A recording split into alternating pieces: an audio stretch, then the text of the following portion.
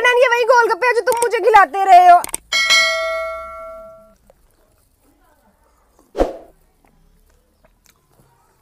अब दिल नहीं करता मेरा गोलगप्पे भी खाने को, तुम भूल गए हो। बाबा जी फरमाते हैं अगर छोटा बच्चा दिन को आराम से सो रहा हो तो समझ जाए वो आपकी नींद आराम करने के लिए चार्जिंग पे लगा हुआ।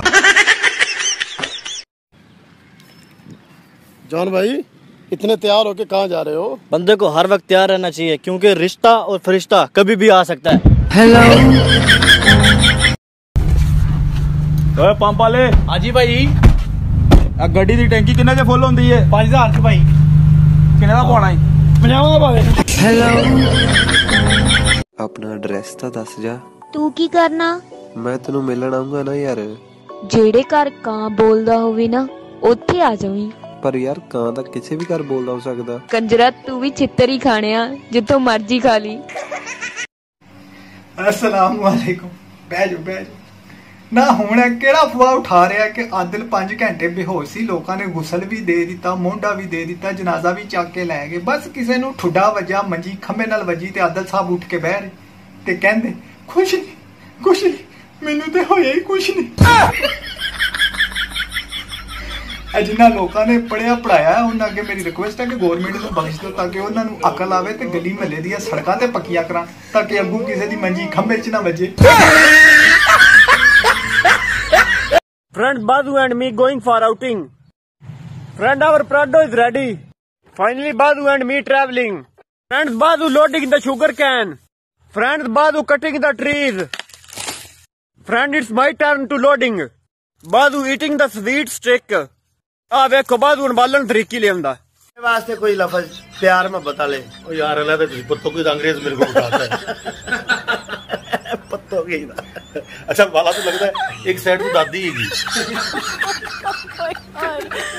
ਜੇ ਤੂੰ ਅੱਜ ਤੋਂ ਬਾਅਦ ਗਵਾਂਢਣ ਨੂੰ ਛੇੜਿਆ ਨਾ ਤੇ ਉਹਦੇ ਵੱਲ ਹੀ ਰਹੇਗਾ। ਮੈਨੂੰ ਸਜ਼ਾ ਮਨਜ਼ੂਰ ਹੈ ਜੀ, ਤੁਸੀਂ ਗਵਾਂਢਣ ਨੂੰ ਪੁੱਛ ਲਓ ਇੱਕ ਵਾਰੀ। आज मुझे इनबॉक्स में एक लड़की का मैसेज आया, dear you are so cute. मैंने तुरंत जाकर शीशा देखा, फिर मैंने मुंह धोकर शीशा देखा, उसके बाद मैंने क्रीम लगाकर शीशा देखा। तब मुझे समझ आया कि मैडम रिचार्ज कराने के चक्कर में है।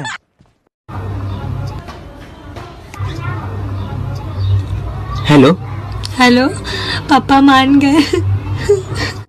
अपने अब्बू ਨੂੰ ਹੁਣ ਮਨਾ ਕਰਦੇ, ਅਸੀਂ ਹੁਣ ਨਵਾਂ ਮਿਸਤਰੀ ਲਾ ਲਿਆ। अस्सलाम वालेकुम। ओ जनाब मुबारक होवे, हाजी कर आए हो। खैर मार खाता कटो जनाब। वाह जी वाह, आज ते लगदा सारा खाता क्लियर करोगे। और नहीं जिथे जिथे मेरा नाम लिखा ना उथे अगे हाजी लिख दे। अस्सलाम वालेकुम। यार टिकटॉक दे प्राइम मिनिस्टर नु देख के मेनू खुशी हुई, बल्कि बहुत खुशी हुई।